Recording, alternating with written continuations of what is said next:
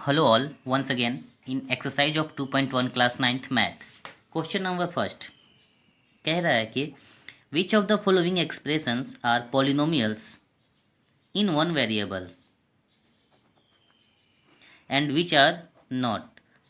State reason for your answer. इस सवाल में हमसे पूछ रहा है कि दिए गए 5 सवालों में से कौन कौन से पोलिनोमियल्स वन वेरिएबल में हैं और कौन से वन वेरिएबल में नहीं।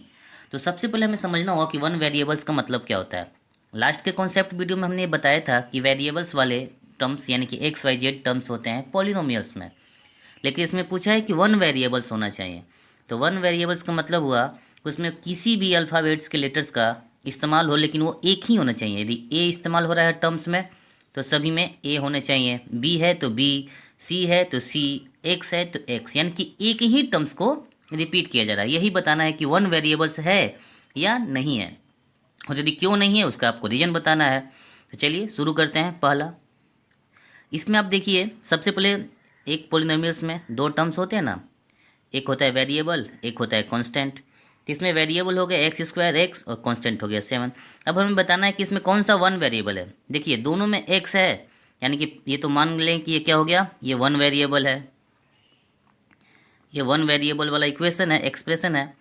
अब ये पॉलिनोमियल है या नहीं है, इस बात की हमें देखना है। तो पॉलिनोमियल होने की सबसे बड़ी कंडीशंस क्या होती है कि जितने भी वेरिएबल होते हैं उनका पावर जो है, पावर वो होल नंबर होना चाहिए। कैसा होना चाहिए? होल नंबर, 1 2 0 इस तरह का, अटे बटे में नहीं होना चाहिए वेरिएबल वाले टर्म्स का। तो देखिए, तो वेरिएबल है एक्स स्क्वायर एक्स, इसका पावर 2 है, इसका पावर 1 है, यानी कि एक पॉलिनोमियल है वन वेरिएबल का। तो इसको लिख सकते हैं हम कि it is a polynomials of one variable. मुझे उम्मीद है आप समझ गए होंगे, कोई दिक्कत? देखिए दूसरा में पावर देखते हैं। पहले वेरिएबल से वाई, ये तो कांस्टेंट टर्म है। अब वेरिएबल का पावर है होल नंबर, चूँकि 2 होल नंबर है, यानी कि ये भी एक क्या है, पॉलिनोमियल है। तो लिख देंगे सेम एज कि it is a polynomial of one variable, क्योंकि इसमें भी वाई एक जगह इस्तेमाल किया हुआ है, कोई दिक्कत?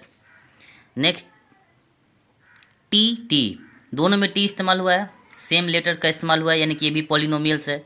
अब देखते हैं ये वन वेरिएबल का है कि नहीं है। पॉलिनोमियल्स होने की सबसे बड़ी कंडीशंस क्या है कि वेरिएबल का जो पावर होना चाहिए वो कैसा होना चाहिए, होल नंबर। तब देखिए तो ज़रा यहाँ पे टी का पावर 1 है तो ये तो हो गया, लेकिन यहाँ पे टी का पावर √2 है। जब आप √2 को पावर ग्रुप में कन्वर्ट करोगे तो वो हो जाएगा 1/2। और अभी मैंने क्या बताया कि पॉलिनोमियल्स वही होते हैं, वेरिएबल्स का पावर होल नंबर होना चाहिए, और 1/2 होल नंबर नहीं होता है, यानी कि ये it is not a polynomials. क्यों? क्योंकि इसका पावर क्या है, 1/2, और 1/2 क्या होता है, एक होल नंबर होता है।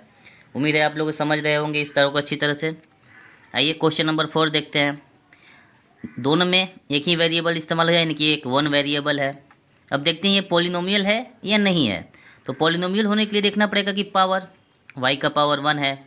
यहाँ y का पावर देखते हैं, जब 2/y, y के पावर कुछ नहीं है तो 1 है। अब y को जब ऊपर ले जाओगे तो आप क्या लिख सकते हो, 2y - 1। अब हम देख रहे हैं कि y का पावर -1 है, और -1 होल नंबर नहीं होता है, यानी कि it is not a polynomial. Clear है? कोई दिक्कत? जब ये पॉलिनोमियल्स ही नहीं है तो one variable two variable check करने वाली बात ही नहीं होगी। कोई दिक्कत है? अब देखते हैं लास्ट आज का हमारा एग्जाम्पल, पॉलिनोमियल है या नहीं। सबसे पहले ये चेक करते हैं। तो पॉलिनोमियल है या नहीं, इसको चेक करने के लिए आपको पावर देखना होगा कि होल नंबर है कि नहीं।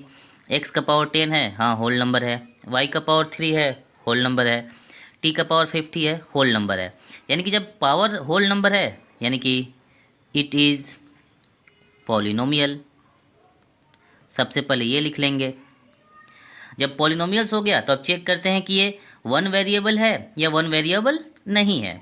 तो अब देख रहे हैं कि वन वेरिएबल का मतलब क्या होता है, एक ही लेटर्स हर टर्म में हो।